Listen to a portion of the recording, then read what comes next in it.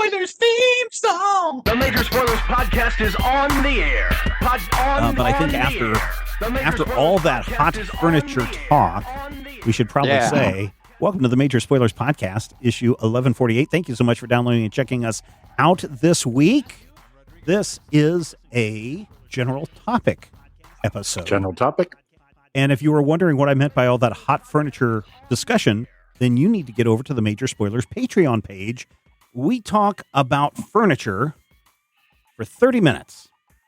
And you'll find out, I don't know if it's way too long, because I thought it was interesting to see everybody's experiences with furniture. So yeah, there's that. So, it's a little trip down nostalgia lane and a little bit of one of those cats in the cradle kind of moments. So go check that out. My boy was just like me. By the way, that's not a good song. I know. Yeah, I know. The Cats in the Cradle has come for me. Gonna be just like you, Dad. My son has become just like me. I will say this. My kid is just like me because when they went to college, we were like, we're going to get a car. And the kid's like, oh, I'm going to get a car. We bought a new car and then we gave her the one we had. And then, the child was like, oh, this is so unfair. I'm like, you get an almost new car. Well, you get a newer one. Yes, but I'm taller. So, yeah, well, my parents showed up to my dorm one time and for my birthday weekend, came to college for my birthday, and we're all in my dorm room.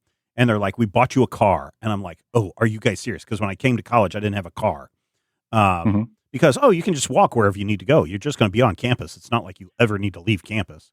And I went out to the window and I was looking for this new car, and there was nothing out there. And I turned around and they're laughing and they're holding this toy car. We got you a new car. And that is like one of the cruelest things that you can ever do to a carless child. And so I swore that I would never do that to my kids. So when I said to my oldest son, when I bought him his first car, I went into the house and said, son, I bought you a car. And he's like, no way, because he already knew the story about my parents. I was like, nope, It is literally outside. And there it was outside. So don't do that to your kids, people.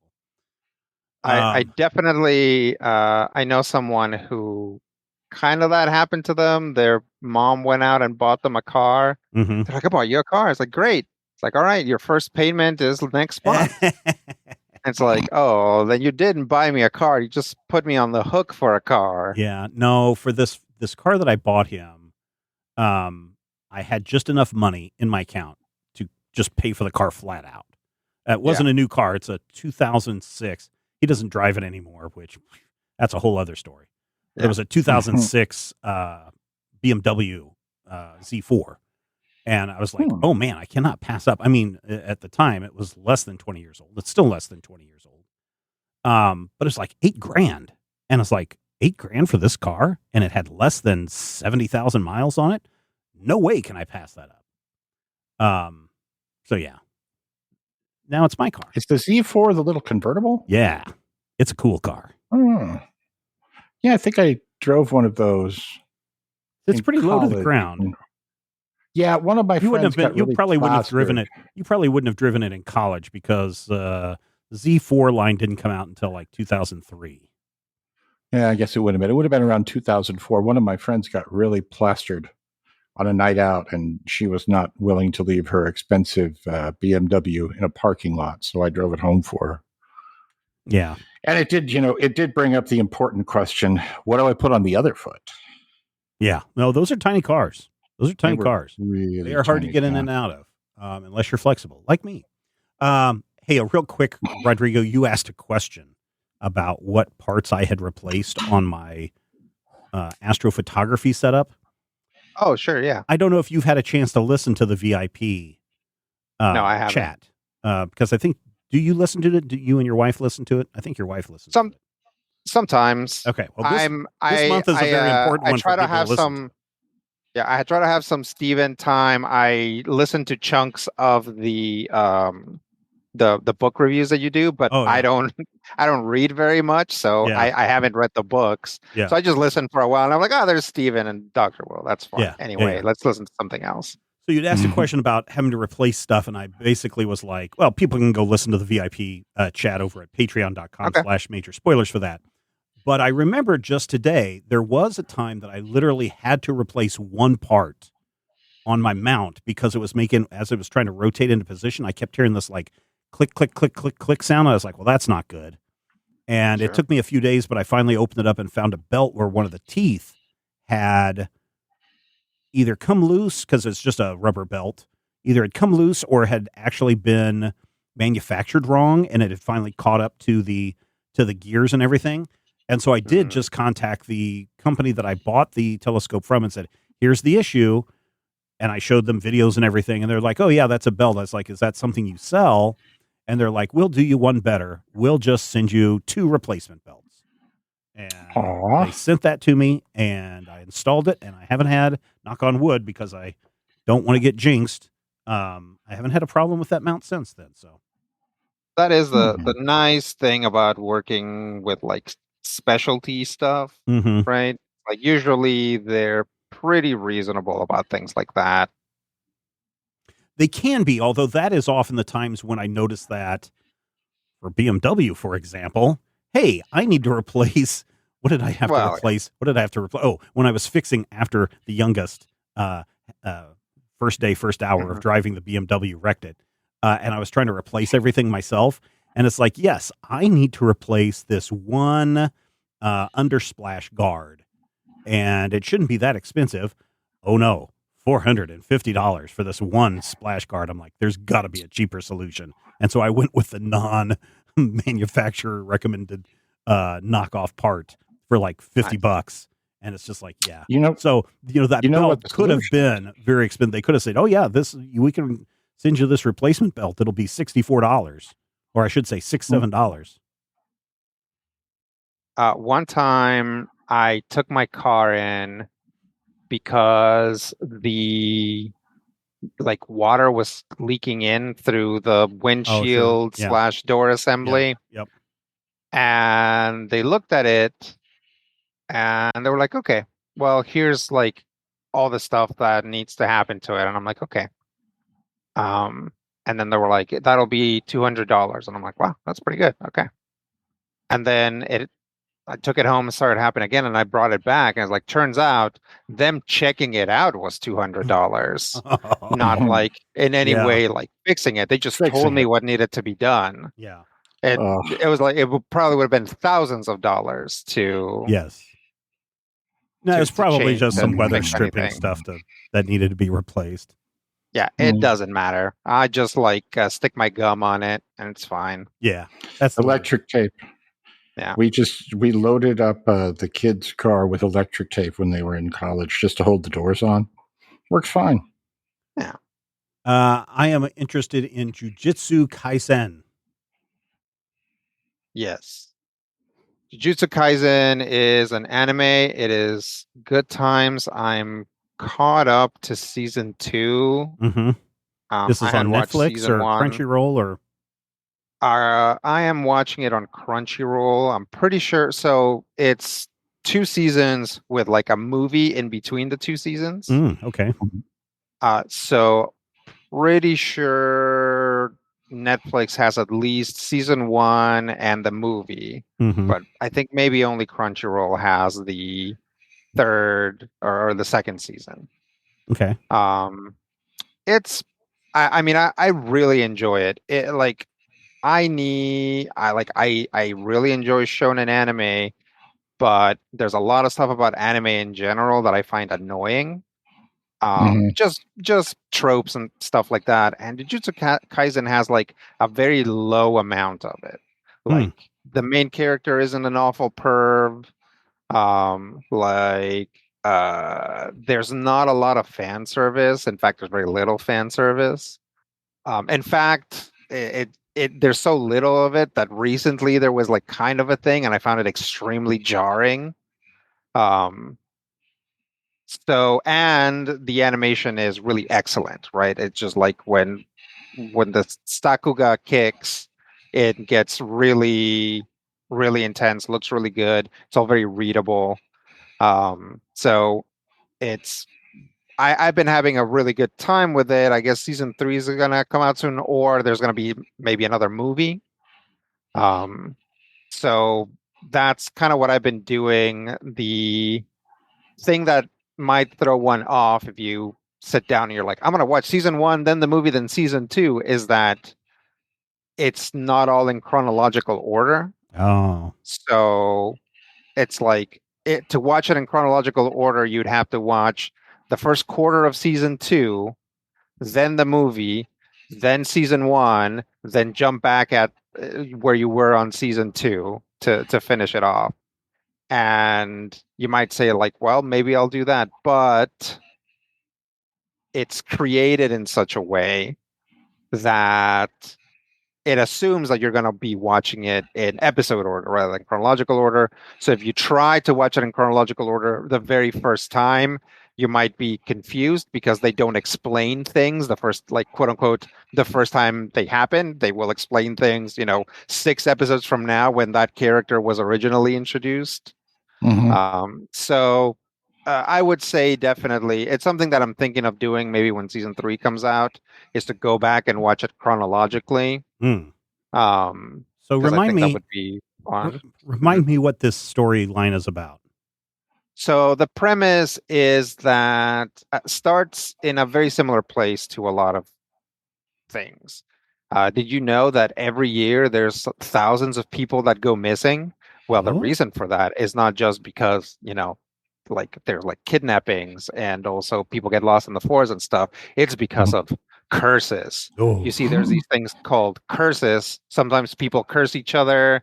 And also curses manifest where there are negative emotions like hospitals, jails, schools, business offices, like places where like misery congregates. Yeah. And then sometimes these curses kind of take on a shape like some sort of critter. And they are like blah, blah, blah, blah, blah. And most people can't see them, but they can be affected with them. There are curses that become powerful enough to be like lethal and monstrous. So you have these sorcerers, and it's set in the modern world. They're quote unquote. There are these sorcerers whose job it is to run around and exorcise these curses, whether that means to like remove a cursed item that is causing bad things to happen, or to fight a cursed monster and blow it up, or whatever. The sorcerers, known as jujutsu sorcerers, they themselves use the same energy that the curses use, called cursed energy, and that's kind of uh, the unstable molecules, gamma radiation, elasma of the show, right? It's like anything that they need to do something is powered by cursed energy. And all of the main characters and also a lot of the villains, because there's also like bad sorcerers, have some sort of way in which they synthesize curse energy, which gives them like a very strong personality to their powers, right? There's a girl who uses kind of uses resonance, so she fights with like a hammer and a bunch of nails. So she like basically flings nails at people with her hammer, and then if she like gets a chunk off the monster off, she can just like hit that, and then the monster will blow up because she can like use the resonance of one thing to like hit something else. The main character is bad at it. Like he's incredibly strong, but he's bad at it. So his technique is that his cursed energy doesn't hit at the same time as his punches. So the delayed impact actually causes a greater effect, which I think is funny. Yeah. There's a lot of stuff. Like every character has a thing that they do. There are also like inherited techniques. Like there are clans of sorcerers as well. And I should say, obviously, because of the name, everything revolves around Jujutsu High School, right? That's what Jujutsu Kaisen means, is like magical school, right? Or like wizard school, basically. And so that's kind of like the center point of the sorcerer worlds because, at the school they have facilities, they have labs. That's where they keep like the curses that they can't destroy. They like wrap them up in prayer paper and like stick them on the ground or whatever. So, and also, of course, there's a bunch of cute kids that are like just become sorcerers and they're the new class and they're going to be put through the ringer and horrible things are going to happen to them. Yep. Now that you're talking about it, I'm looking at the images. My youngest loves this show. I've seen him watch it a couple of times, all the way through. So yeah, I've just seen bits and pieces of it, and I try to ask him, so what is this about? And he's like, oh, magical sorcerers taking demons down. I'm like, oh, okay. And I'll watch a little bit of it, and then I'll wander away. Like, it is very anime. So you like it's shown in anime. So it's like two guys squaring off. Yep. Right. And if 20 minutes of yelling at each other, and then you go to the next episode, and you got to do a 20-minute recap. It actually moves pretty well. It's not quite Dragon Ball Z levels of like stalling. Yeah. It does stall a little bit, and it does like they actually have a lampshade that if you explain your technique to your opponent, it actually like makes for a stronger effect. Oh, okay. Like, because it's like magic or resonance or whatever. So it's like if your opponent, like, there's this theme running throughout where like you can basically make a pact, so you can make things harder for yourself, and that makes you more powerful. Yeah. Like a geisha or whatever, right? So there's like a character who is basically a quadriplegic, but he has like tons more power, right? Which, asterisk, put a pin on it. Is that ableist? We can talk about that later.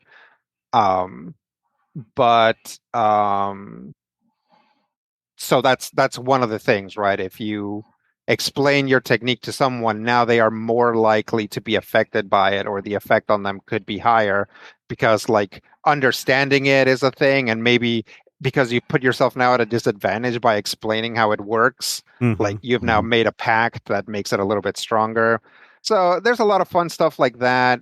A lot of that gets like swept under pretty fast. You have to I only caught a bunch of this stuff on my second viewing of the first season, which I've started now after going all the way through the to the second season. Yeah. Where I'm like, oh, I get this now. I just totally missed this explanation the first time around. They just kind of throw it in and then you just kind of move on. So again, it's a lot of action. It's like characters that look cool. Their powers are meant to look cool and be awesome and be scary. And the bad guys are really scary. And it's all very thinly explained by the idea of cursed energy. Yeah. If you think about it too hard, it all falls apart. But it's meant to be magic, right? So it's not supposed to be explained. So I'm enjoying it a lot. Watching the second season and starting over, I'm actually enjoying it more than the first time around. Yeah, I think I was coming in being a little judgmental of it on the first, because I'm always very resistant to, or very worried that I'm gonna get in and have a Seven Deadly Sins situation where immediately the main character is a huge perv, and I'm now I hate that I'm invested in this. Yeah. Do I bail or do I finish it? I think that's one of the reasons why my youngest watches the shows multiple times, because he picks something up different each time. Of course, it also could just be coping mechanism stuff, but whatever. Rodrigo, are you a dubs or subs person? I like dubs. Okay. It has gotten to the point where dubs are very good. Mm-hmm. People now care, and there is money to be made and spent dubbing, especially anime, right? There are also now kind of voice actor stars, right? So, something that didn't used to be the case. Now we're oh my gosh, this lady was Judy Jetson. That's cool. But at the time, nobody cared, right? Mm-hmm. Now you can go to conventions, you can do all this stuff, you can have a Patreon, you can leave voice, you can be on Cameo and leave so Shomaru can yell at you. But if you're into it. Um, so now I think dubs are very good. Okay. The problem that I run into is that my wife is like a ride or die sub yeah. person. And it's not because she's like, like dubs take away from the original, is that she just loves the way that Japanese sounds. And of Yeah. course it matches the lip flaps perfectly. And obviously it's like the original intent of the characters. There's no like cultural filter. Mm-hmm. So anything that we watch together, we watch subtitled, which is fine by me.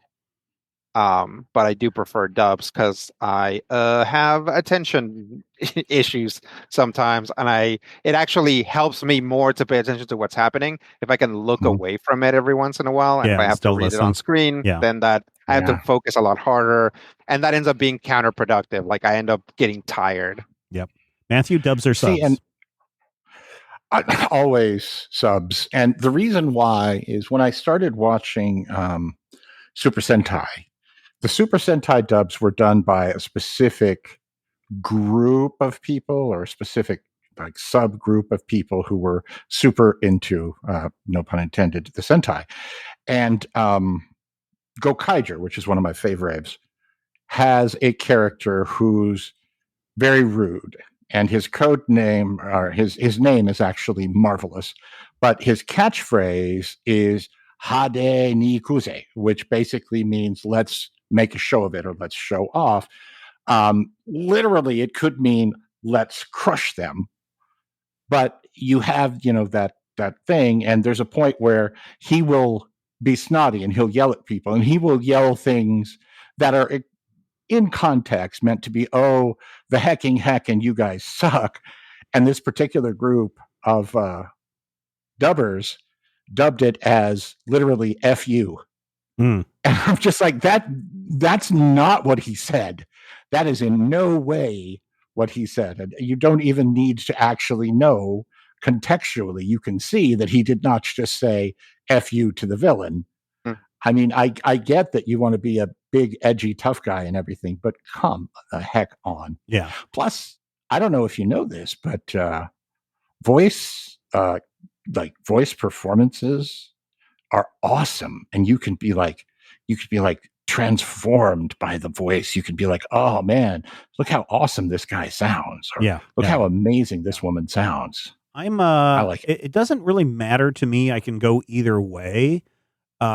Typically, though, I will go subs, and I have found myself it could be because as you get older, it sometimes is harder to hear words, especially in today's world where things are mixed very differently than they were 10 years ago. So sometimes when I'm watching like even a show from the BBC and everyone's got their English voices or their Cockney voices or their whatever voices that they got going on, sometimes I have to turn on those subtitles so I'm sure I am understanding exactly what they're saying as opposed to something else. So I typically will lean towards the subs more than the dubs, and that's what my youngest is that way too. Is a subtitle instead of a dub. Listeners, what do you think? Are you a sub? Are you a dub? We don't judge. You can do whatever you want, but we would like to find out. You can talk about these things or a lot more over on the Major Spoilers Discord server. You can join the Major Spoilers Discord server absolutely free. We'd love to see you join our growing community. We'd love to see you grow our growing community. There's a lot of people over there. They're super nice. Go check it out. There's a link in the show notes and crazy gifts waiting upon your arrival. Okay. Trivia game time. Oh, I love these. I'm going to call this, there's two parts to this. No one expects the Kevin Bacon or 6 degrees of Chip Diller. Now, many people who have listened to the Major Spoilers podcast for a long time know that when we are referring to specific actors, we often don't say those actors' names, but instead say the roles that those actors may be better known for. Right? So, or the movie that they're in. Run, Die Hard, run. So, in this game, I'm going to tell you not the actor's name, but a character that they have played in another movie, and a little brief hint at the movie that I'm looking for, the answer to the movie. Your answer is the first person whose name I hear. You will need to tell me for 2 points. You will need to tell me the title of the movie. Okay. For bonus points, you could get 1 point for telling me the year that the movie came out, and 1 point for telling me the director of that movie. Now, the problem is, if you don't get those, if you opt to go for the year or the director and you get those wrong, you get 0 points. Total? 0 points total. And I know what you're thinking. Okay, I'll just focus on the movie title, which is fine. That's a safe way to go, but there can be only one winner in this piece. So you may need to go for that bonus point or 2.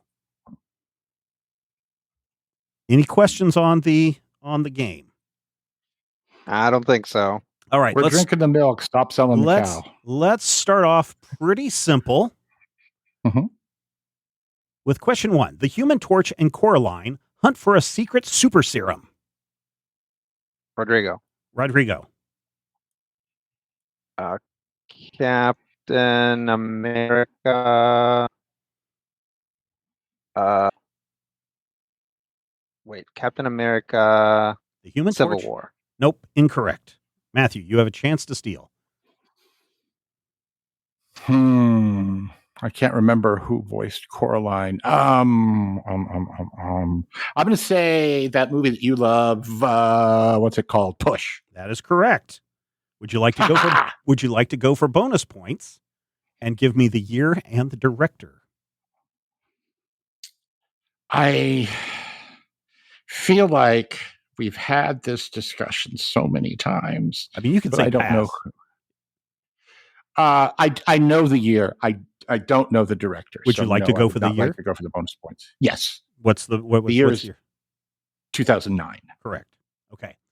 So the Human Torch, played by Chris Evans, and Coraline, the voice of Dakota Fanning from the movie Coraline in the greatest X-Men movie ever made, Push, from 2009, by Paul McGuigan or McGang, whatever his name is. How's it? McGuigan. McGuigan. Yeah. McGuigan. All right. Are we ready for question number 2? And you can jump in early if you want to on these. Question number 2. Kylo Ren and Black Widow try to keep a life from coming apart. Rodrigo. Yep. Matthew. A Marriage Story. Okay, that is correct. Ooh. No. Ooh. Incorrect. Are we jeopardying it? Oh. Rodrigo, would you like to take a guess? Yes. My guess is Marriage Story. Correct. Would you like to go for a bonus point of year or director or both? Absolutely not. Okay. Adam Driver, of course, Kylo Ren, Scarlett Johansson. I know the director on this one. Black Widow. Yeah, but you don't get any points for it. So I know, but I know it. You could ask me. 2019. What is it? Noah Baumbach. Dude. Baumbach. Here we go with question number 3. Matthew is in the lead 3-2. Batman and Iron Man stumble into a Tinseltown whodunit.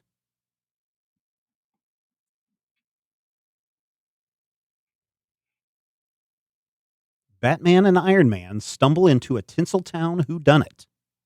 Rodrigo. Kiss Kiss Bang Bang. Correct for 2 points. Would you like to go for the year and or director?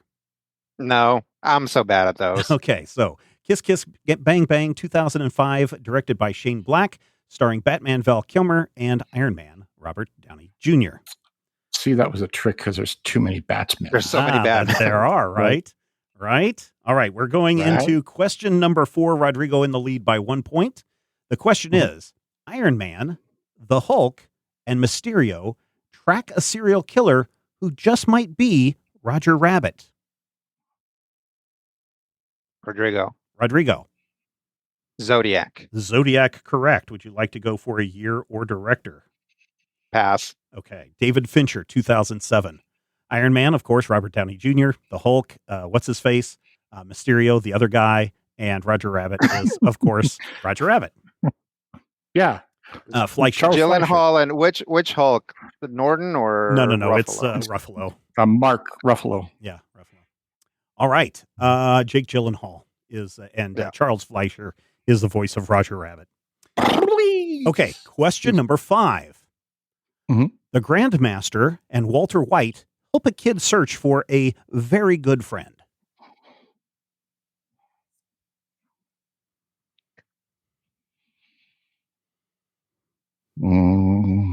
4 seconds. Any guesses? They made a Malcolm in the Middle movie? No, I am, of course, talking about 2018's Isle of Dogs by Wes Anderson. Oh, I love that one. No points awarded there. That's a Wes Anderson film I haven't seen. That's a very, very good one. And the reason why, Matthew, you didn't get that point earlier for A Marriage Story is because specifically with Isle of Dogs, a lot of people say the Isle of Dogs, and there's no B in Isle of Dogs. So just be Jeopardy rules. I'm cool with it. Yep. Okay, question number 6.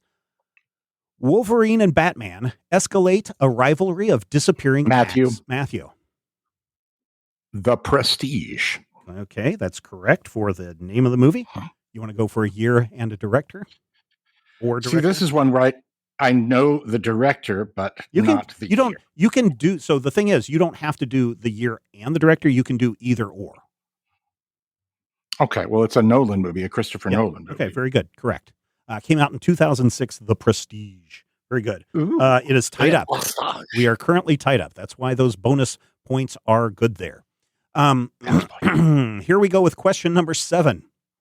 Hawkeye and Scarlet Witch follow faint tracks into the white silence. Matthew.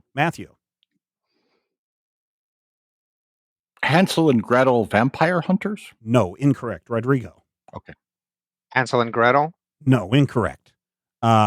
Jeremy Renner and Elizabeth Olsen star in 2017's Wind River, directed by Taylor Sheridan. Oh. Still tied up. Here we go with question number 8. Star-Lord and Mystique wake up way too early on a long trip. Rodrigo. Passengers. Correct. 2 points. You want to try for a director or a year? No, thank you. Okay, 2016's Morton Tildum, Chris Pratt, and Jennifer Lawrence are on a wake up in the middle of a trip to a new planet, a new colony. And hilarity ensues, question mark?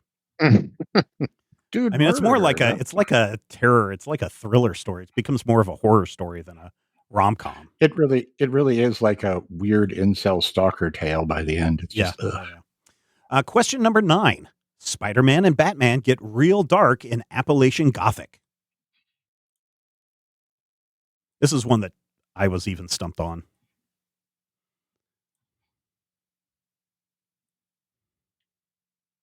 Yeah, I don't know. Okay. I feel like I know this one because this one's relatively recent. I haven't seen this movie, so when I'm putting this together, I'm like, okay, who's Spider-Man? Tom Holland. Okay, who has he starred with other people that I may know? Oh, here's Robert Pattinson, Batman. They starred together in the 2020 film The Devil All the Time from Antonio Campos. So I have not seen that movie. I know nothing about Tobey McSpider. Yeah, nope. Yep, see, many Spider-Mans, many Batmans, many Iron Mans. Question number 10. Harley Quinn and Bucky Barnes skate towards infamy. Matthew. I, Tonya. Correct. Anything else? Again, I know the year, but I don't know the you director. Can do the year. Actually, now I'm trying to 2017. Crap, I think I just lost my points. 2017. Nope. All right, correct. We are tied back up. 8-all. I kind of love that one, by the way. Margot Robbie as Harley Quinn and Sebastian Stan as Bucky Barnes. Question number 11. Superman and the Lone Ranger trade quips in a 60s spy caper. Rodrigo. The Man from U.N.C.L.E. Correct. You want to go for a year or a director? No, thanks. Okay. 2015, The Man from U.N.C.L.E., directed by Guy Ritchie with Henry Cavill and Armie Hammer. It was a tasty movie. Armie Hammer. All right. Question 12. Mary Poppins and the Punisher wage a border war.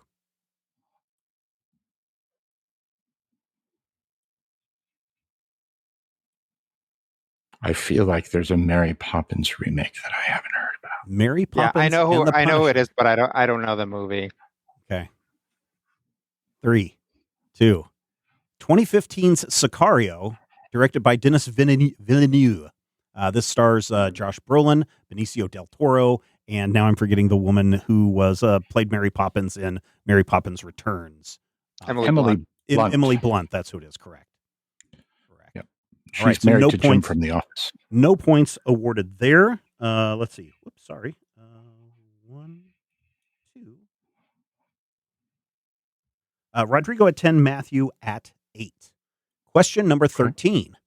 Green Goblin and the Grand Master, let me start over. Green Goblin and the Grand Master hunt a shark. I should have asked who the Grandmaster was the first time around. I know who the Grandmaster is, but I don't know this one. 3, 2. 2004, Wes Anderson's The Life Aquatic with Steve Zissou. Green Goblin, of course, played by Willem Dafoe, and the Grandmaster by Jeff Goldblum. Yes. That Grandmaster. Yeah, you're thinking of The Collector, right? No, I was like, I thought that it was like there's some like 80s movie that I was like, it must be like that, something like that. Okay. All right. Question number 14. Now go ahead. No. Now I'm on board. All right. Question number 14. An NPC turned hero and Gamora try to fix time and family. Rodrigo. Free Guy? No. Well, no. Yes, it's definitely a no on that. Matthew. Is it Avatar? No, incorrect. So, Rodrigo, you got the part right with the NPC turned hero. That is Free Guy. I couldn't just say, hey, a guy, because that would be a big tip-off. That's played by Ryan Reynolds. Gamora, of course, played by Zoe Saldana. The key is to fix time and family. That is 2022's The Atom Project, directed by Sean Levy. I did not see that. It was actually a kind of fun kind of film. I think it was. They advertised the heck out of it at me. They're like, "You should watch this," but I never got around to it. It's a fun little movie. It's very much. What's the one? The Disney movie where the kid travels through time. A Wrinkle in Time? No, not A Wrinkle in Time. It's the one where he's the kid in King Arthur's court. He's really young and he travels through this morphing spaceship. And he arrives in the Flight of the Navigator. It's very much Flight of the Navigator. Yeah. Daryl. Yeah. All right. Question number 15. 007 spars with the second evil X in an awkward family gathering.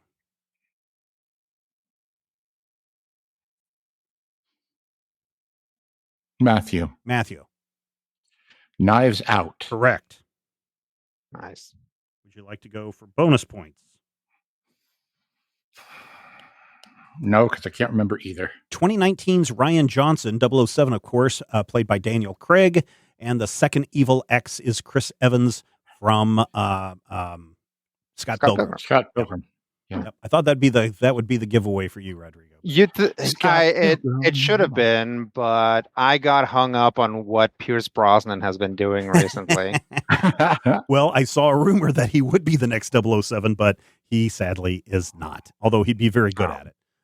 Sure. Yeah, I thought about throwing some wrenches in there because I could have done one where like Dr. Fate and Shazam do something, and it's like, what? That's a good one too. Yeah. Question number 16. Thanos works to keep his stars out of the spotlight as Gambit, Han Solo, and the Plague cause mischief in Hollywood.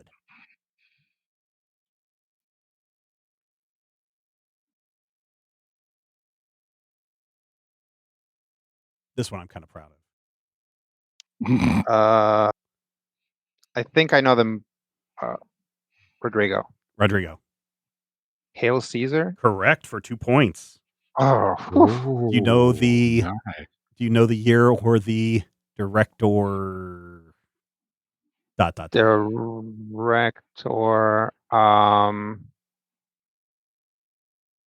I think I do, but I'm not going to risk it Okay. because I think I'm either behind or just. You are just 2 points ahead. This is 2016's Hail Caesar, directed by the Coen brothers. The Coen brothers. Thanos, of course, played by Brolin. Gambit, played by Magic Mike. Han Solo, played by... Wasn't Emmerich Elvis or not? No, that's a different guy. Oh, okay. And then the Plague, of course, is Fisher Stevens from Hackers. Oh, yeah, I would have called him Johnny Five.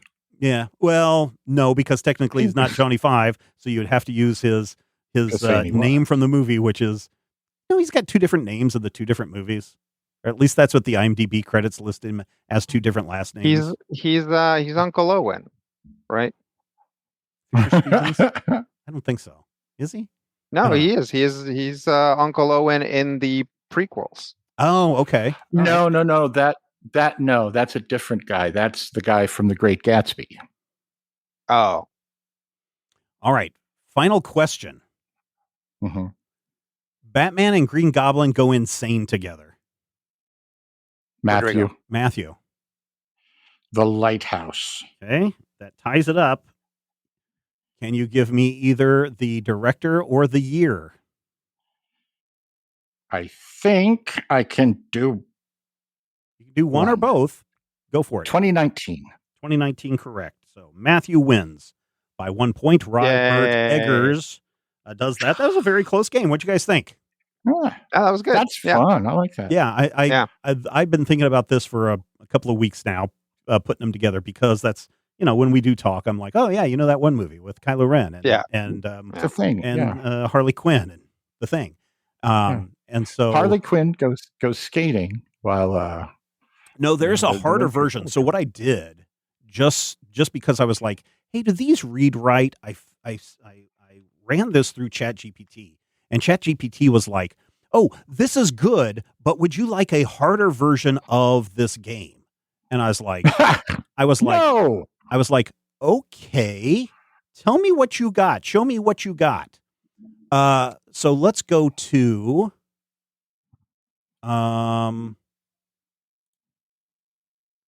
okay. Maybe this one's maybe too easy, but a vampire actor and a man once transformed in a lab tag along on an eccentric ocean expedition. A vampire actor and a man once transformed in a lab tag along on an eccentric ocean expedition. So again, the answer is Life Aquatic. Willem Dafoe was in Shadow of the Vampire. And of course, Jeff Goldblum was once transformed in a lab in The Fly. The Fly. And I was like, I think this is way too hard. So that's why I went with my originals. Yeah, that is hard. Yeah. Yeah. Of course, Willem Dafoe was also transformed in a lab. So, well, that's true too. Dafoe. Yeah. Yeah. So Willem Dafoe's name sounds like a frog arguing with a bird. So I found that that one much harder. So I'm glad we went with it. And I've got a lot more. I got a lot more. So we will bring this back again sometime. Don't trust AI. That's what I say.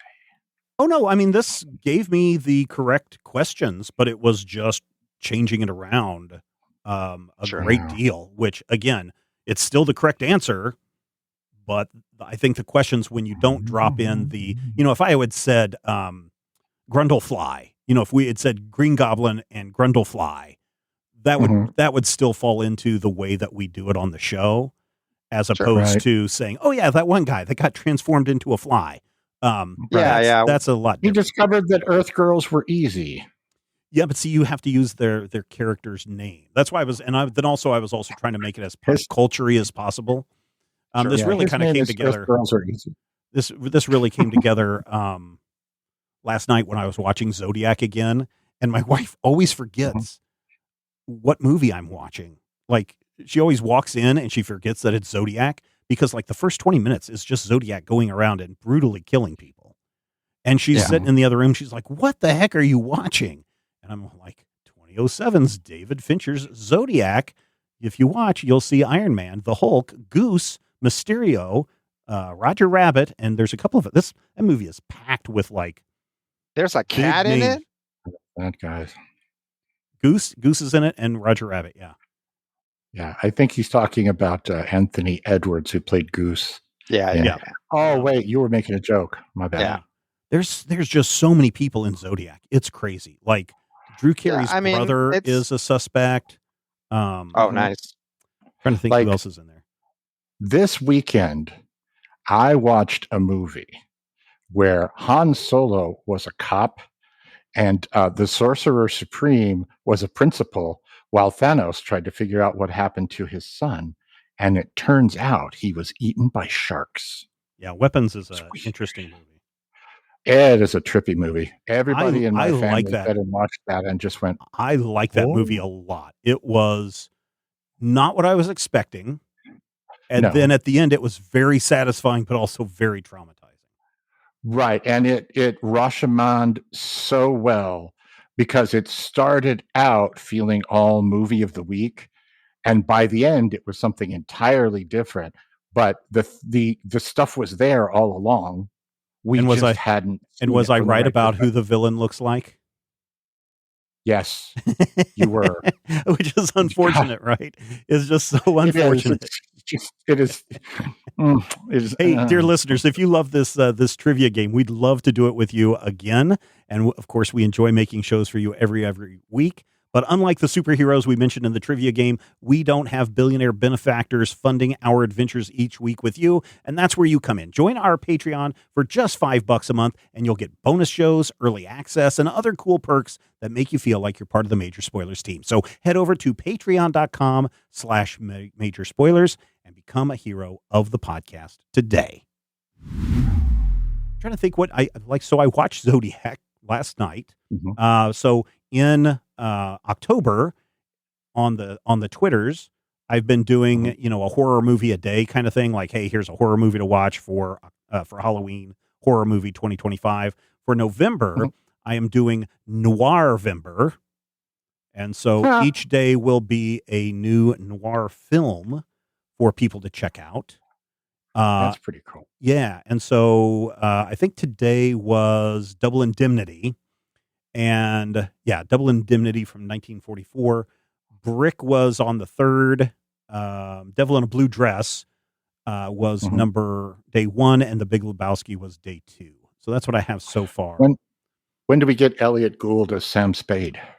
Never, because now here's the thing. I do not care for The Long Goodbye. I really despise that as a Sam Spade movie, and I don't think Elliot Gould is a good actor in that movie personally.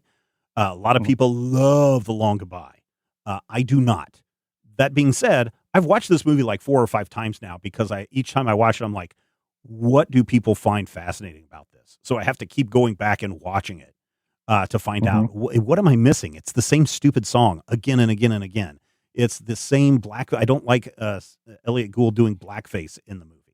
So that does. There's just so many things that I just do not like about The Long Goodbye, so it will not show up in my list, unfortunately. But I am going to be diving into some other, probably lesser known. So like Devil in a Blue Dress, I don't know if everyone knows that movie with Denzel Washington or not. It came out in 95, and it is based on a Walter Mosley series of books, the character is.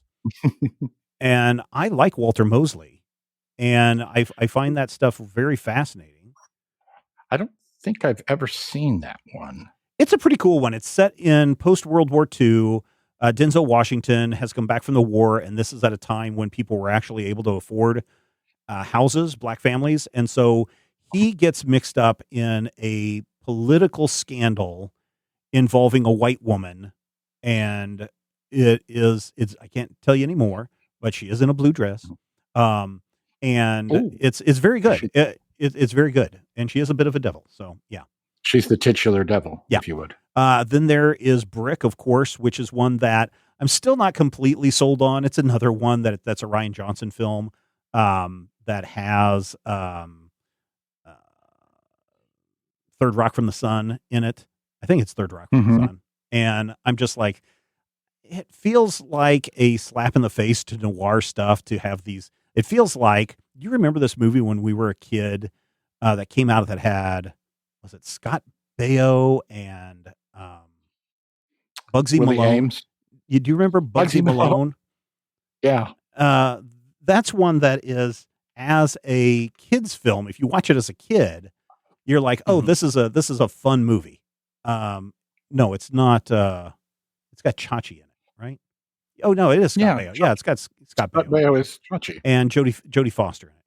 And when you watch it, you're like, oh yeah, this is fun. It's kids, doing. It's almost like a Little Rascals kind of shtick thing. Mm-hmm. But if you watch it as an adult, you're like, this is kind of a slap in the face of all gangster films. Because it's played straight, but with kids. Have you ever seen Bugsy Malone, Rodrigo? I want to say that I have, but I don't remember anything. So the about gimmick it. the gimmick is everything is sized down to the kid size, including the cars, and all the cars are pedal cars. And when they bring out guns to have, when they're mowing somebody down, it shoots basically frosting at people's faces, or like cupcakes, or like a pie in the face kind of thing. Mm-hmm. It is a strange little movie that I loved growing up when it would appear on Channel 41. But Brick is kind of that same way, where it's like, okay, let's take a serious noir story of finding the missing girl and the underworld and drugs and all that stuff, but let's set it in high school. And with Rian Johnson, when that first came out, and Zach was like, Steven, if you like Rian Johnson, you got to watch this. And I watched it and I was like, I hate this movie. It happens. But it's kind of grown on me a little bit. I've seen it 3 times now, and I think I want to sit down and watch it a 4th time. So, yeah. So what besides Matthew inciting the name of a movie, and again, many people, I think most of our listeners would say The Long Goodbye is a great both Elliot Gould movie and a Sam Spade movie. I don't care for it. Mm-hmm. But what are some other noir movies that you guys like? There was something I watched the other day that reminded me so much of The Big Lebowski. And now I can't remember. It had a female protagonist. It's not Honey Don't. It is Honey Don't. Yeah. That's technically a noir movie, but it's also not done very well. No, and it completely falls apart at the end. But all the way through it, I just kept having gender swapped Big Lebowski. I think it's trying to be that. I think it is trying to be that. Mm-hmm. But it didn't succeed. I really had high hopes when I saw too hard. Yeah, when I saw the trailer for it, I was like, "Oh man, I cannot wait till this comes on streaming because I really want to watch it." I like this idea of a corrupt preacher and maybe something nefarious going on with Captain America as the preacher. And then when it came out, I was like, "Yeah, let's watch this." And then it's got Matthew's Manic Pixie Dream Girl in it, and I was just like, okay, yeah, I see where the story's going. Okay, this is starting to go into some David Lynch territory, and then it just fumbled the 3rd act. She's not my Manic Pixie Dream Girl. She's fascinating because... Is she the B from Apartment 20B or whatever? She's the girl from... she's the girl from The Substance. She's the girl from Drive Away Dolls. Yeah, but she's known for more than... She's got a bigger role than that. Andy McDowell's daughter. You're talking about the lead. I'm talking about... Aubrey Plaza? Yeah. Aubrey Plaza is adorable. I'll grant you that. But now, the thing about it to me is just whenever I see Margaret Qualley, I'm like, there's something about her that is just so familiar. And I have to remind myself that 30,000 years ago, I had a terrible crush on her mom. Oh, man. This is almost like the Nepo Baby movie because it's got Margaret Qualley. It's also got Don Swayze in it. Who else is in it that is a son or daughter of another famous Chris Evans, of course, who Captain America is the son of, Jack Kirby. So no. I think there's one more person that is just like a son or daughter. Does it have Louis Pullman in it, like in the Thunderbolts? Oh, no. I don't think so. I know Charlie Day is in it playing a character who is not mentally deficient. Well, not completely mentally deficient, which there's some is slow weird characters for me in Charlie Day stuff. Yeah. Because I'm just like, wow, that man is weird. But so I was trying to think of the Big Sleep. Oh yeah, that's a good one. The Humphrey Bogart one. Yeah. So I was like, but I couldn't couldn't come up with a name. I kept getting it confused with The Big Chill. Yeah. Which is not a noir. So, and I just could not. I was like, "Oh, is it The Deep Chill? No, that's like some sort of like trip house thing. yeah. Like, is it like The Big Freeze? It's like, no, that's like a scientific theory." So I finally made my way to The Big Sleep. The Big Sleep is 1946. a Bogart and Bacall movie. Yeah. Yes, released in 1946 as a code-approved movie. But what I would suggest that you do, I think it's available on the Internet Archive, is to go and get the 1944 version of The Big Sleep, because it totally changes the nature of it. So for people that don't know The Big Sleep, Humphrey Bogart's character, Philip Marlowe, has been tasked to go and find, I think the book is not The Little Sister. That's the Marlowe with James Garner movie. But in it, no, it's The Big Sleep. That's the book. Yeah, I'm looking it up. The novel is The Big Sleep as well. Yeah. And in it, the younger girl of Lauren Bacall's, she's the older sister. The younger sister is getting to all sorts of trouble, and she gets wrapped up in a pornography ring. And so there's a lot of stuff that deals with, etchings and artistic photos that you can go into a bookstore and get. And there's a whole scene and it doesn't show nudity in the pre-code version, but it really leans into the fact that this girl is being drugged and used for pornographic purposes in the pre-code version. And when you watch the 46 version, they've edited that out to the point where when Philip Marlowe goes and finds the girl, it's like, what's going on? This doesn't make a lot of sense. And they just kind of try to gloss over it as much as they can to get around the censor. So I think the Internet Archive has it. If you have the DVD of The Big Sleep, one side has the 46 release, the other side has the uncut version. Yeah, and I want to say that they added more stuff to it to play up the relationship of the main actors, because that wasn't their first movie together, and people were all like, "Oh, these guys were amazing." And I want to say that, was it Key Largo that came out before? I don't remember, but there was one that came out before with Bogart and Lauren Bacall, and everybody went, "Oh, this is great!" And when they did reshoots, they put in more stuff with the two of them being. No, I don't think they reshot anything for The Big Sleep. Oh, okay. I think they just edited out the stuff.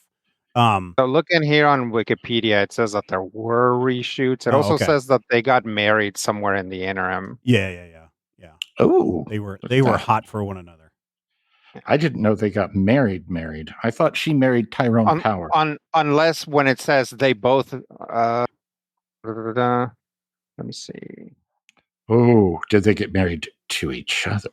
During the delay, Bogart and Bacall married, and Bacall was cast as confidential agent. I guess that could mean that they married two different people. But that really implies that they got married, right? Yeah. It sounds like it. Yeah, that would be my assertion. I don't know, man. No, she married Humphrey Bogart in 45. Yeah. Jason Robards. Wow, Jason Robards. That's a switch. In 61. How old was that man? Good Lord. Let's see. He was making movies in the 90s. Humphrey Bogart was born in 1899. And then we look at Jason Robards was born in 1922. So much younger than Humphrey Bogart. But Bogart played younger than he was because he was short. Well, that's not a joke either. That's not a joke. That's the same thing was true of Mickey Rooney. Mickey Rooney played younger than he was because he was short. And in Hollywood, yeah, in Hollywood, that was their way of showing. Well, a lot of actors are. Yeah, I understand, short. But it's just like it was. They were racist against tall people or whatever. No, they weren't. I don't know. They weren't racist against tall people. What's wrong? What is it when you know what I'm saying? Ableist is probably what I'm. No, it's not ableist, isn't either. It would be bigoted. It would be bigoted is the word you're looking for, but like a bigot fence. Yes. Like in a small But town. yeah, what was his? I think he was only 5'3", I think is how tall he was. Yeah. Yeah, no, when he and little Bacall got married, she was 19, he was 44. Oh, Yeah. oh, I don't have a problem. that hurts me in 2025. Eh.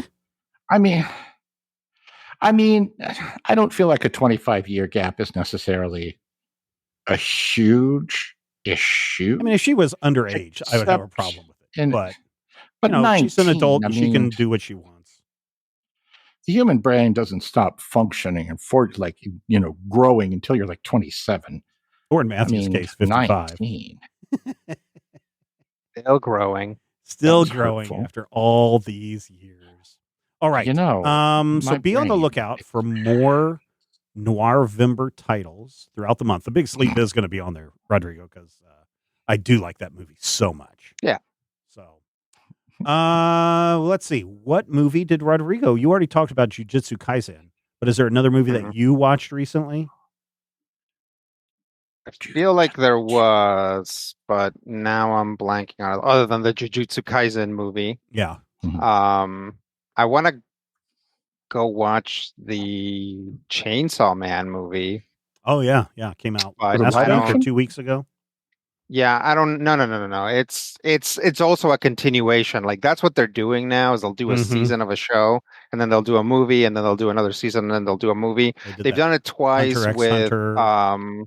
yeah, and what was it? Demon Slayer? Yeah. Demon Hunter D or something. No. It's Demon Slayer or yeah. Demon Slayer. And their second one, I think, the one with the train, was like the highest grossing like animated movie in the universe for a while. Yeah, it came out a couple of weeks ago. Something else Not a couple of weeks ago. Yeah. Like a couple of months ago. Yeah. My oldest drove down to Wichita to watch it in IMAX. Yeah. Oh, wow. Yeah. So that's pretty cool. By the way, you have to be careful because jujitsu means fruit. Jujutsu means magic. Right. Yeah, this is a magic fruit. You know that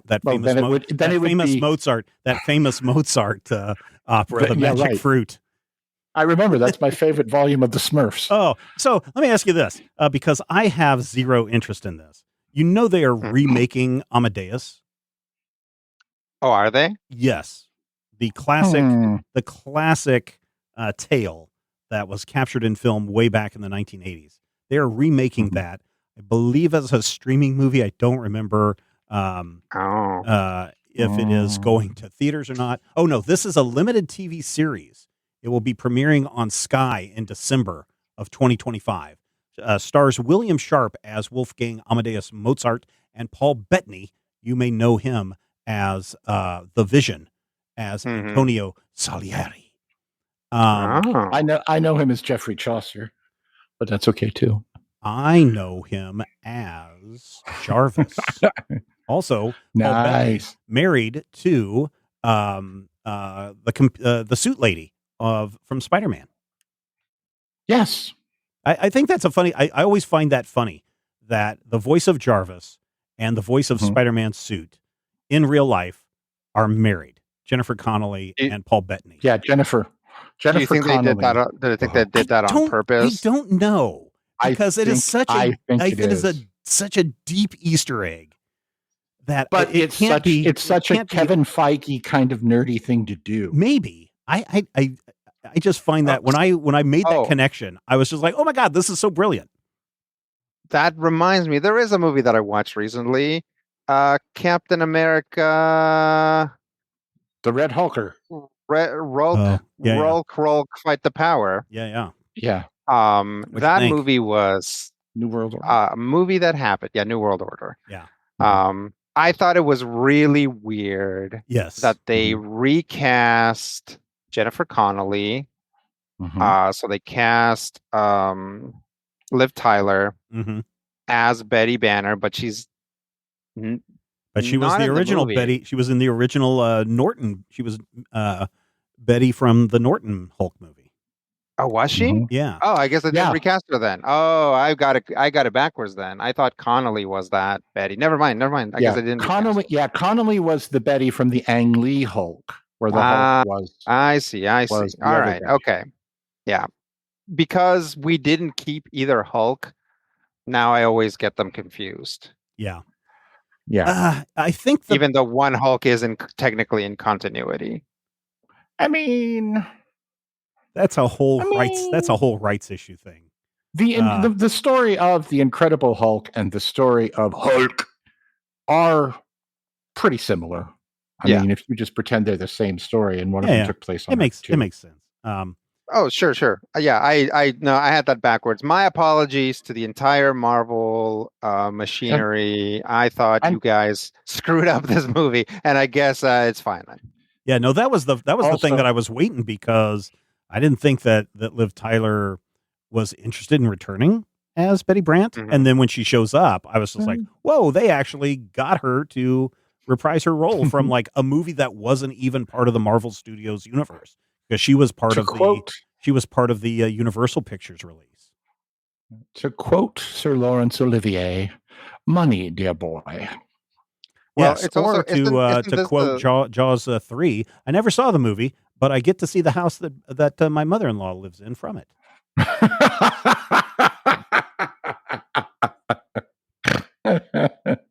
was a quote from Alfred. Yes. Oh, nice. Yep. Sir Michael Alfred. Yep. What do you bloody mean? You know him. What are you going to say, Rodrigo? Yeah. I also didn't remember which Ross was the right Ross before Harrison Ford. That so was because there's been like 3 of them. The one that he's replacing died. Yeah. Right. And that's the guy that played. That's the guy that played the dad in the Space Robinson Family. So let's see. Yes, John Hurt. Yeah. Yep. Well, no, William Hurt. William Hurt. Yeah. Right. John Hurt was the war doctor. Yeah. Right. So William Hurt, and then before that, who was the Hulk before that? It was Sam Rockwell. Sam Elliott. Oh, Sam Elliott. Yeah, Sam Elliott. Yeah. He played Sam Rockwell was in the Ang Lee movie, right? Oh, okay. I thought he was Hulk's father. Who was the father? That's Warren Beatty. Oh, really? No, the father from Ang Lee's Hulk was. No, that wasn't Warren Beatty. Gary Busey. Right. Yeah, Gary Busey. Yeah, so Sam Elliott, William Hurt, and Harrison Ford. Yeah. So that movie is kind of I don't know. It's definitely, as you said, a movie. I think the problem that I had was the big fight at the end in Washington, D.C., where it's clearly they're on a set. They're on a soundstage by the river when they're doing the cherry blossom fight, and it's just like so fake. It so pulls you out of any action that's going on, because you can like literally see where the set ends and the painted backdrop begins, or the green screen begins. It's just really, really weird. So yeah, I think down. I know that movie had a lot of like reshoots and re-edits. Yeah. Mm-hmm. I'm pretty sure that originally they were going to very explicitly make that one character Sabra, like the Mossad super soldier. Oh, right. Mm-hmm. And then I don't know if they ever say, I don't think they ever say it explicitly in the movie. They just kind of like they're just like, here's this person. She is like an advisor or whatever, obviously because of current events. So like it feels like the whole movie is like that. Like I got to the end and I was like, wait, so Gus from Breaking Bad isn't even going to get superpowers in this? And I'm just like, it's a sequel to a movie so long ago that even I don't remember what it's about. I mean, it's a sequel to a TV show that was not well received. Sure, yeah. That is a huge problem with the Marvel universe, and it's kind of like a microcosm of like when you have a lot of properties anyway, right? Yep. It's like we got Iron Man, and then the next Marvel movie was Iron Man 2, right? Like we're still waiting for how long was it between Doctor Strange 1 and 2? Oh, 4 or 5 years. 2 years, maybe, but not. Oh, man. Doctor Strange was in 2016. Doctor Strange in the Multiverse of Madness was 2022. Yeah. Oh my God. Yeah. Really? It's a long time. Yeah. How is that possible? Well, No, because it's true. before you can Oh get my God. to Mountains of Madness, you've got to get the Spider-Man movie out. You've got to get these Yep. 3 other Captain America movie outs. You got to get this other Avengers Ant-Man movie out. And that's the thing is Yeah. like how many people are gonna fall off of their contracts before the next Avengers movie, right? Because we Well- had Shang-Chi, we had all of the Marvels, like the girls from the Marvels. Mhm. Mm-hmm. We had a Moon Knight, characters from Moon Knight. Yep. Mm-hmm. Potentially Daenerys Targaryen as a Super Skrull, maybe, but that probably is not going to happen because that was not well received at all. No. Mm-hmm. Plus, yeah, right. It's like there's been so many things that is like, haha, we will see that. It's like at the end of some Spider-Man movie, they're like, haha, next you're going to join the Avengers Spider-Man. And it has been so long that like Right. the Spider-Man's contract is going to run out. Well, so keep in mind that wasn't keep in mind when they're signing those contracts, it's not for how many years you're under contract, it's how many movies or TV shows that you're in. So like Sam Jackson was first time it was just a one-off goof.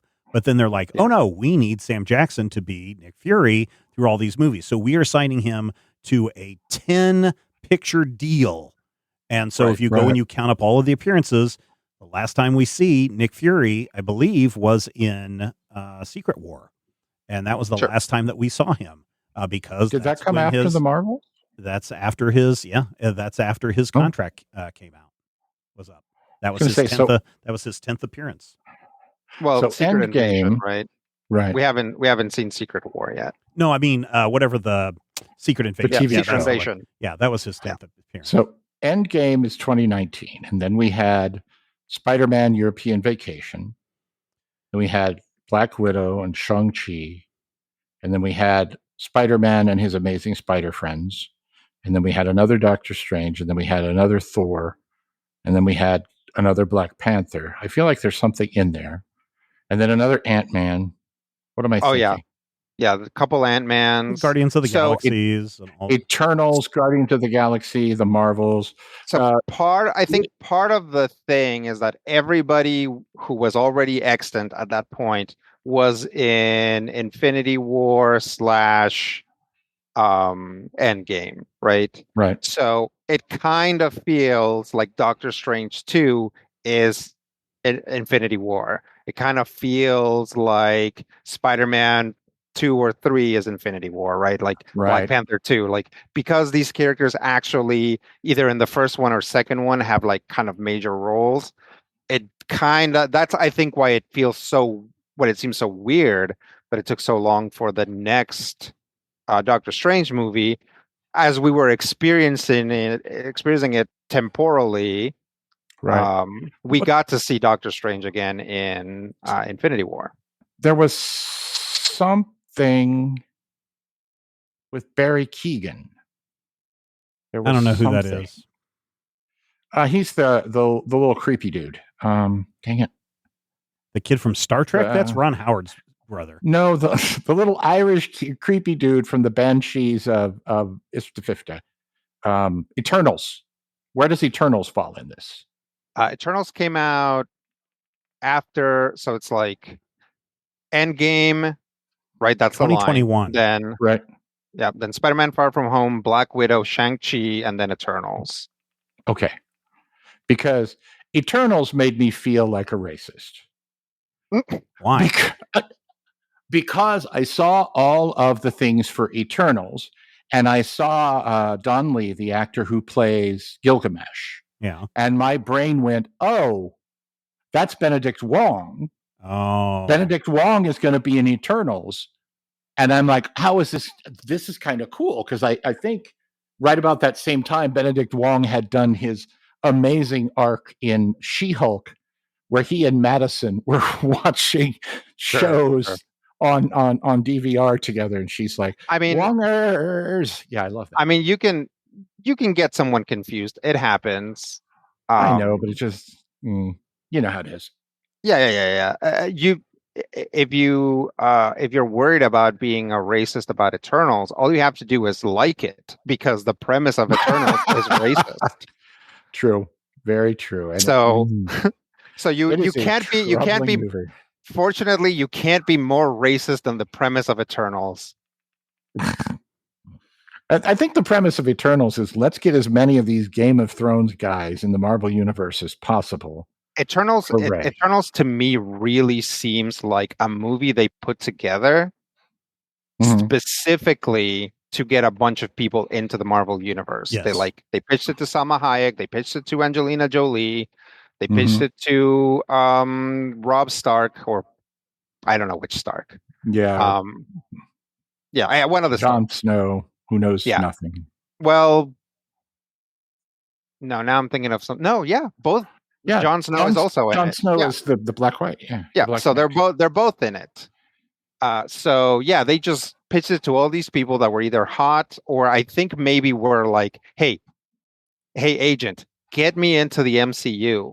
And the MCU's and the agents were poking at Feige or his underlings. You're not wrong. I think that's how Harry Styles got in there. I think that's how. Oh no, Harry Styles definitely got in there because of that. I think that's how Patton got in there as Pip the Troll. Yeah, I think they actually did go seek out Kumail Nanjiani. See, I love him.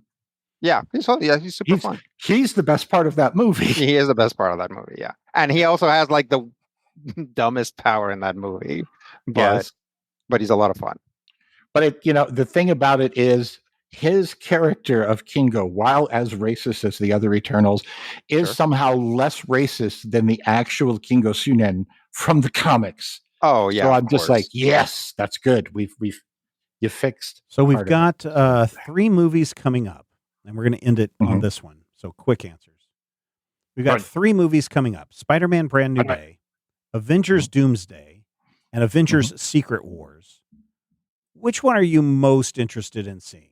Although technically Doomsday and Secret Wars are probably a 1-2 combo because it's got the Russos directing.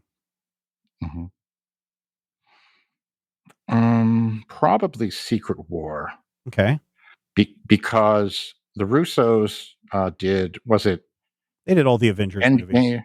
Yeah. Right, but they did the big thing where it's like a 4-hour movie and then 2 years later a 4-hour movie. And the second half of it was better. Yeah. So I think the second half, honestly, Reddit ruined the thought of the new Spider-Man movie for me, because every schmuck that bumps in onto this Reddit thread is like, boy, I hope they bring back Toby and Andrew. And I'm like, dear God, why? This is good. Rodrigo, Spider-Man, Avengers: Doomsday, or Secret Wars? I'm curious as to where they go with Avengers: Doomsday. I honestly don't know if I'm even gonna go see Brand New Day in the theaters. I just I don't know. Maybe it's because of the times that we're living in, but I just feel like the last one happened so long ago, right? That what was it? No Way Home. It was 5 years ago, which is not a crazy amount of time for a sequel. But I'm just I kind of lost interest. I was kind of interested as it happened. And I'm like, oh man, they're going to do a thing with Spider-Man. They're going to reset him. But then also I'm looking at this and there's going to be Spider-Man Brand New Day. And then immediately afterwards, Avengers Doomsday, literally the same year they come out. It's like, whatever happens in Brand New Day is not going to matter. It's not actually going to matter because the new status quo is going to come in with Doomsday and Secret Wars. Well, so it's what's even the point? Has to get his black suit somehow. I guess. I'm excited for Brand New Day. I want to see what they do with it. Granted, it has been, as you said, 5 or 6 years since the last. Wasn't it 2023 that? No Way Home. No Way Home was 2021. Yeah, 2021. Are you sure? Yeah, it's about 5 years between these movies. It's so long in between. It's like there's like 3 to 5 Marvel movies every year, but it's at least 5 years in between actual sequels. Like between Ant-Man, the last Ant-Man and the Wasp, and Quantumania is like a huge amount of time, or like about it's that because, time. And if you think about the movies that they're releasing, they have to get all the other movies out before you get to the next. So if they didn't have everything interconnected, you could just release like 6 Ant-Man movies once a year. Every year a new Ant-Man movie comes out. And I think audiences would be fine with that. But because it's got to be tied into the bigger picture, then it's like, well, we can't do the next Ant-Man movie until we show what happens with Deadpool and Wolverine, so we can set up this thing in Brave New World so it all comes together in the next Ant-Man movie in 2035.